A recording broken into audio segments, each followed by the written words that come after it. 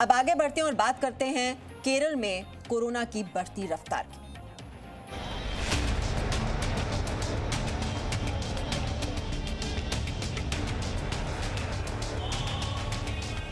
जिन राज्यों में केसेस बढ़ रहे हैं उन्हें प्रोएक्टिव मेजर्स लेते हुए तीसरी लहर की किसी भी आशंका को रोकना होगा।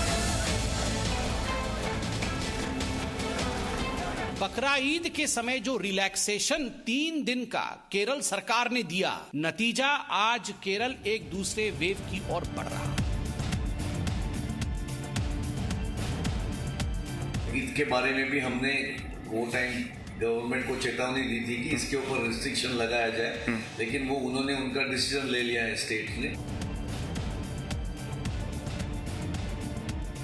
केरल के सरकार कोविड के मसले पे पॉलिटिक्स ना करें, वोट बैंक की राजनीति ना करें, ये एक गवर्नेंस फेलियर है।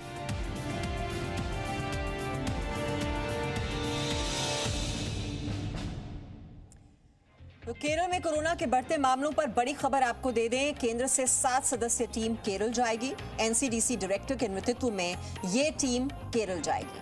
टीम केरल में बढ़ते कोरोना के हालात का जायजा लेगी। कोरोना को रोकने में केंद्रीय टीम राज्य सरकार की मदद करेगी। तो कोरोना की रफ्तार जिस तरह से तेजी से बढ़ती हुई केरल में दिखाई दे रही है, क्योंकि देश में आधे से ज्यादा जो केसेस हैं वो इस वक्त केरल में हैं और ये रफ्तार लगातार बढ़ती ही जा रही है, जो कि चिंता का सबब पूरे देश के लिए इस वक्त बनी हुई है कि केरल में अगर हम इसको कंट्रोल नहीं कर पाते हैं तो डर इस बात का है कि कहीं तीसरी लहर की यहीं से ही शुरुआत ना हो जाए। और केरल में बढ़ते कोरोना के मामलों पर बड़ा फैसला लिया गया है। राज्य सरकार ने 2 दिनों के लॉकडाउन का ऐलान किया है। 31 जुलाई और 1 अगस्त को केरल में लॉकडाउन लगा दिया गया है। तो 2 दिन का ये लॉकडाउन, क्योंकि कोरोना के मामले वहां पर बढ़ते ही जा रहे हैं और ऐसे में राज्य सरकार को मजबूरन ये फैसला लेना पड़ा है कि कोरोना की बढ़ती रफ्तार को किसी तरह से कंट्रोल में किया जाए और इसी वजह से 31 जुलाई और 1 अगस्त को केरल में लॉकडाउन लगाने का फैसला लिया गया है। और इस बीच केंद्र से ये 7 सदस्यीय टीम भी भेजी जाएगी जो कि राज्य सरकार को वहां पर मदद करेगी।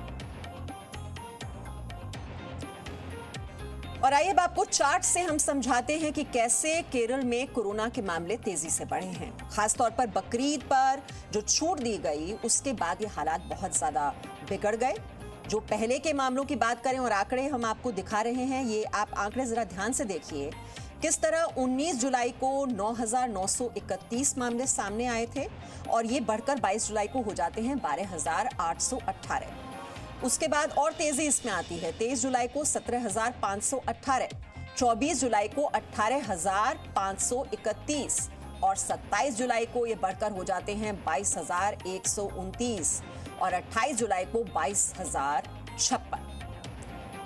तो 22,000 की आप देख रहे हैं कि रोज अगर मामले दर्ज किए जा रहे हैं केरल में, तो ये कितनी बड़ी चिंता का विषय है। ये देखिए किस तरह से ग्राफ जो है तेजी से ऊपर गया 19 जुलाई से लेकर 28 जुलाई तक के ये आंकड़े, और वजह इसकी यही मानी जा रही है कि जो बकरीद पर जो छूट दी गई उसकी वजह से ये तेजी देखी गई है। पीएम मोदी ने भी पिछले दिनों कहा था कि जिन राज्यों में केस बढ़ रहे हैं वहां पर प्रोएक्टिव मेजर्स लेते हुए तीसरी लहर की किसी भी आशंका को रोकना होगा। बहुत जरूरी है कि जिन राज्यों में केसेस बढ़ रहे हैं उन्हें प्रोएक्टिव मेजर्स लेते हुए तीसरी लहर की किसी भी आशंका को रोकना होगा। वहीं बीजेपी प्रवक्ता संबित पात्रा का कहना है कि बकरीद में दी गई छूट की वजह से दूसरी वेव की ओर अब बढ़ रहा है केरल। बकरा ईद के समय जो रिलैक्सेशन 3 दिन का केरल सरकार ने दिया, नतीजा 22,000 केस आज केरल के अंदर आए हैं। नतीजा आज केरल एक दूसरे वेव की ओर बढ़ रहा है। तो केरल में संक्रमण दर जो है वो 12% को पार कर चुका है, जो बेहद चिंताजनक है। रोज के जो नए मामले पूरे देश में आ रहे हैं उसमें 50% से ज्यादा मामले केरल से आ रहे हैं। केरल में सामान्य तौर पर बीते 2 दिनों से 20,000 से ज्यादा मामले नए आ रहे हैं। ऐसे में अब केंद्र की ये 6 सदस्यीय टीम जाकर मदद करेगी राज्य सरकार को। और ये जो मामले हैं ये बकरीद में छूट दिए जाने के बाद तेजी से बढ़े हैं। और वहीं अब हालात संभालने के लिए 31 जुलाई और 1 अगस्त को लॉकडाउन लगाया गया है।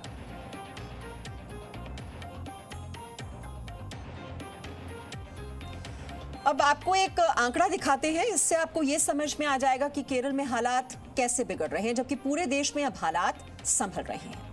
ये आंकड़े बीते 24 घंटे के हैं। देश में बीते 24 घंटे में कोरोना के नए मामले 43,509, जबकि मौत के मामले 640 रहे। संक्रमण दर भी 2.62% रही, जबकि एक्टिव केस पूरे देश में फिलहाल 4,03,840 है। और अब केरल के आप आंकड़े देखिए, बीते 24 घंटे में 22,129 नए मामले, जो कि भारत के रोज के कुल मामले में आधे प्रतिशत से ज्यादा हैं। वहीं 156 लोगों की मौत हो चुकी है। संक्रमण दर काफी ज्यादा यानी 12.35%, जबकि एक्टिव केस 1,45,371 है। तो इन आंकड़ों से साफ है कि देश में कोरोना से हालात संभल रहे हैं, लेकिन केरल में हालात बिगड़ रहे हैं।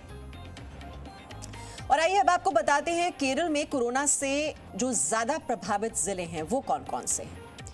तो मलप्पुरम, त्रिशूर, कोझिकोड, एर्नाकुलम, पालक्कड़, कोल्लम, अलापुझा, कन्नूर, तिरुवनंतपुरम, कोट्टयम। तो ये कोरोना से सबसे ज्यादा प्रभावित जिले हैं जो आप इस वक्त अपने टेलीविजन स्क्रीन पर देख रहे हैं। अब आपको पाई चार्ट से ये समझाते हैं कि कोरोना के भारत में कुल एक्टिव केस कितने हैं और केरल में कितने हैं। इससे आपको ये अंतर समझ में आ जाएगा और ये समस्या भी कितनी ज़्यादा बढ़ चुकी है केरल में, ये भी आप समझ पाएंगे। ये देखिए, आप पाई चार्ट जो है आप इसको समझने की कोशिश कीजिए। चलिए, ये आप देखिए किस तरह से अगर देश के कुल मामलों की बात की जाए तो 50% से जो ज़्यादा हैं वो केरल में हैं और 12% से ज़्यादा जो संक्रमण दर है वो केरल में है। देश के 50% नए मामले केरल में ही देखने को मिल रहे हैं।